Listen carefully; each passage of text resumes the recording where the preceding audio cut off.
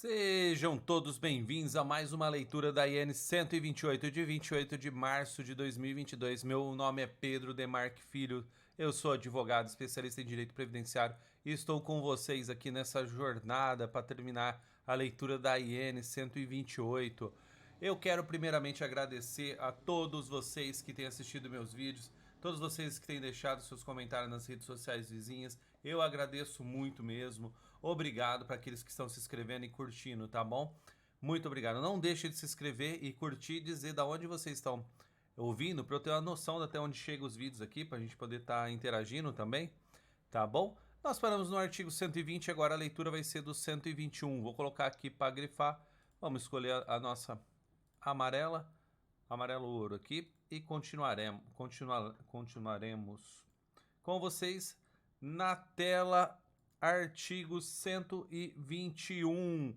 O tratamento dos ajustes da GPS e de demais guias de recolhimento previdenciário que a antecederam de contribuinte individual, empregado doméstico, facultativo e segurado especial que contribui facultativamente, bem como o tratamento dos registros em duplicidade, quando solicitados pelo agente arrecadador em qualquer situação, serão de responsabilidade da Receita Federal do Brasil, conforme portaria conjunta RFB e INSS 273, de 19 de janeiro de 2009.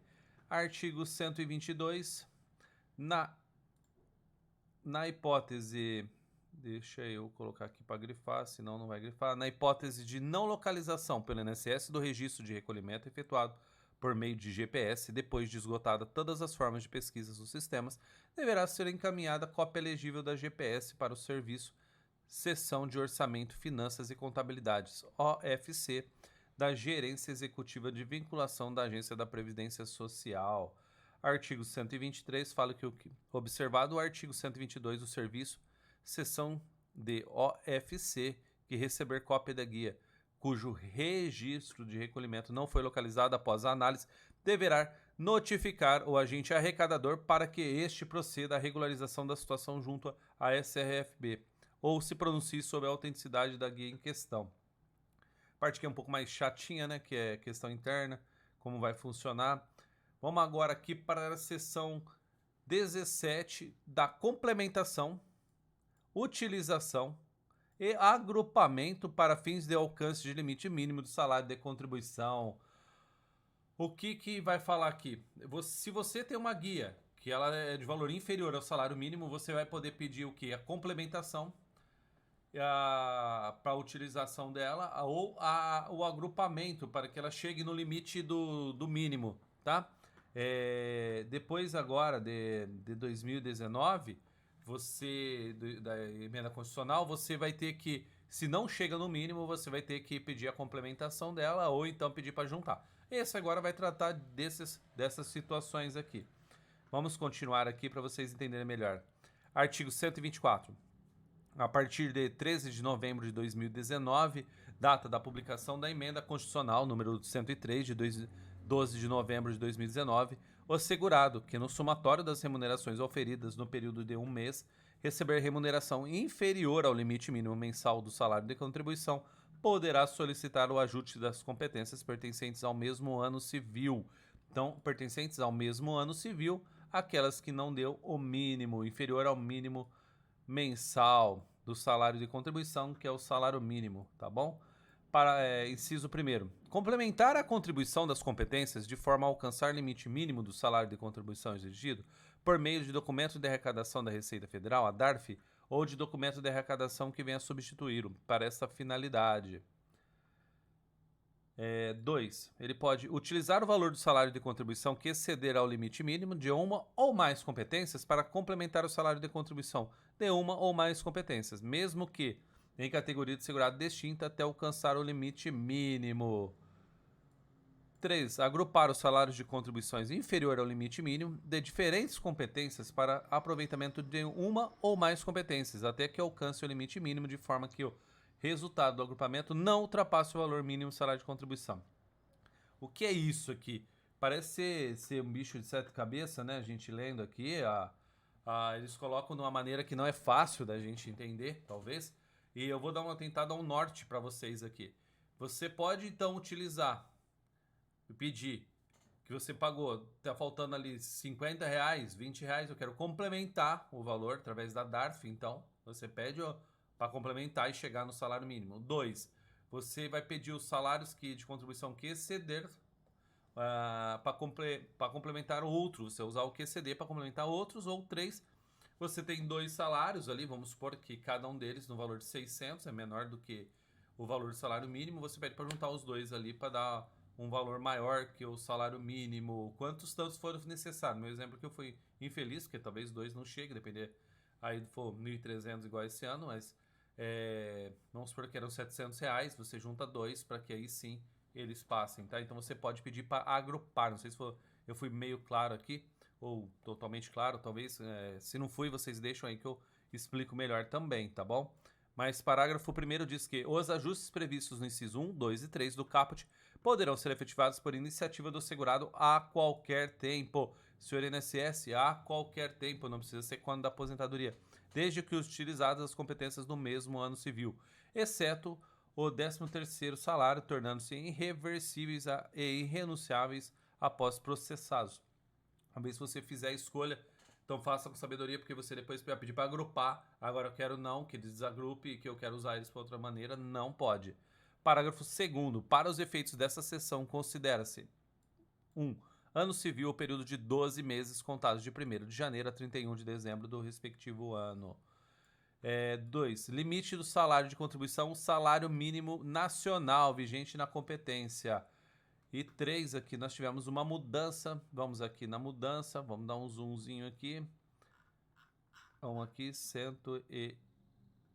Opa, pulei ele aqui. A gente está no 124. A gente vai estar no aqui, 124. Ele passou a dizer que ajustes processados, aqueles que foram efetivados na forma do inciso 1 ao 3 do caput do parágrafo 1º e que resultarem cômputo em benefício de pelo menos uma das competências envolvidas no mesmo ajuste. Ele agora passa a ser essa redação. E o parágrafo 3º fala que, para o ano civil 2019, em decorrência do início da vigência da emenda constitucional 103 de 2019, serão permitidos ajustes previstos no inciso 1, 2 e 3 apenas para as competências novembro e dezembro. Você não pode retroagir ali. Parágrafo 4º. Compete ao segurado solicitar os ajustes previstos no inciso 1, 2 e 3 do caput com a respectiva indicação do ajuste pretendido e das competências compreendidas relativas ao mesmo ano civil, ou autorizar que os ajustes sejam feitos automaticamente para que o limite mínimo mensal do salário de contribuição seja alcançado e, no caso de falecimento, essa solicitação ou autorização caberá aos seus dependentes no ato do requerimento do benefício, observado o artigo 127, esse aqui é importante para a pensão por morte, tá bom? A gente vai ler ele. Parágrafo 5º. Os ajustes previstos no inciso 1, 2 e 3 do caput não se aplicam às competências para as quais... Opa, deixa eu trazer aqui com vocês, desculpa, gente. Ó, nós lemos aqui a modificação aqui no inciso 3º, o parágrafo 3º, 4º, 5º. A gente vai ler agora aqui com vocês na tela, me perdoe.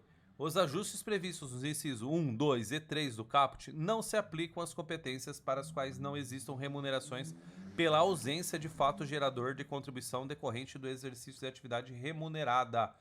Parágrafo 6º. Os ajustes previstos no inciso 1, 2 e 3 do caput poderão ser revistos por iniciativa do segurado desde que se refira ao ano civil vigente ou ao ano civil imediatamente anterior e que as competências envolvidas no ajustes não tenham sido computadas em benefício. Uma vez concedido o benefício, você não pode. Agora eu quero modificar. Não pode. A solicitação de revisão dos ajustes previstos no parágrafo 6º não é extensiva aos dependentes em caso de óbito do segurado. O segurado em vida escolheu, ele vai permanecer essa escolha. Parágrafo 8º. Os valores de salários maternidades concedidos ao segurado empregado doméstico, trabalhador avulso e contribuinte individual de que trata o artigo 199 e os parágrafos 20, 21 e 26 do artigo 216, todos do RPS, deverão integrar o somatório da remuneração a que se refere o caput, desde que haja o desconto da contribuição previdenciária do segurado durante a sua percepção. Parágrafo 9º, por quê? Salário maternidade vai ter o desconto, tá bom? Parágrafo 9º. Para os segurados empregado doméstico e trabalhador avulso, os valores correspondentes à fração dos meses de início e fim do salário maternidade deverão integrar o somatório a que se refere o caput, desde que haja o desconto de contribuição previdenciária do segurado proporcional aos dias do mês em que houve a sua percepção. Parágrafo 10º. Para o contribuinte individual de que trata o artigo 199 e parágrafos 20, 21 e 26 do artigo 216, todos do RPS, os valores correspondentes à fração dos meses de início e fim do salário maternidade não deverão integrar o somatório a que se refere o caput, por não haver descontos da contribuição previdenciária relativa à fração dos meses de início e fim de sua percepção. Parágrafo 11.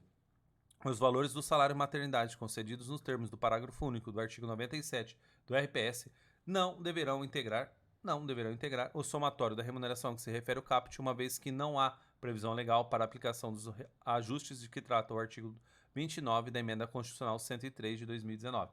Ao segurado empregado doméstico, trabalhador avulso e contribuinte individual de que trata o artigo 199 parágrafos 20, 21 e 26 do artigo 216, todos do RPS, em período de manutenção da qualidade desse segurado. Parágrafo 12.